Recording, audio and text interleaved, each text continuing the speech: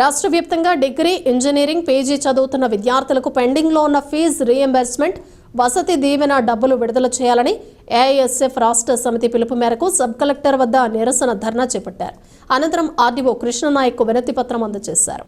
ఈ సందర్భంగా ఏఐఎస్ఎఫ్ తూర్పుగోదావరి జిల్లా ప్రధాన కార్యదర్శి చింతలపూడి సునీల్ మాట్లాడుతూ రాష్ట్ర వ్యాప్తంగా డిగ్రీ, ఇంజనీరింగ్, పీజీ చదువుతున్న విద్యార్థులకు ఫీజు రీయింబర్స్మెంట్ 2100 కోట్లు, వసతి దీవెన 1400 కోట్లు పెండింగ్లో ఉన్నాయని తక్షణమే విడుదల చేయాలని రాష్ట్ర ప్రభుత్వాన్ని కోరారు. ప్రతి సంవత్సరం విద్యార్థులకు సంబంధించి 4 క్వార్టర్ల రూపంలో డబ్బులు జమ అయ్యేవని, గత సంవత్సరం విద్యార్థులకు కేవలం 1 క్వార్టర్ మాత్రమే విడుదలై మిగతా 3 క్వార్టర్లు విడుదల కాలేదన్నారు. రాష్ట్రంలో దాదాపు 9.5 లక్షల మంది విద్యార్థులు విద్యను అభ్యసిస్తున్నారని, దానిలో 1 క్వార్టర్ ఫీజులు 708 కోట్లు విడుదల చేశారని, 3 క్వార్టర్లకు సంబంధించి దాదాపు 2100 కోట్లు విడుదల చేయలేదన్నారు.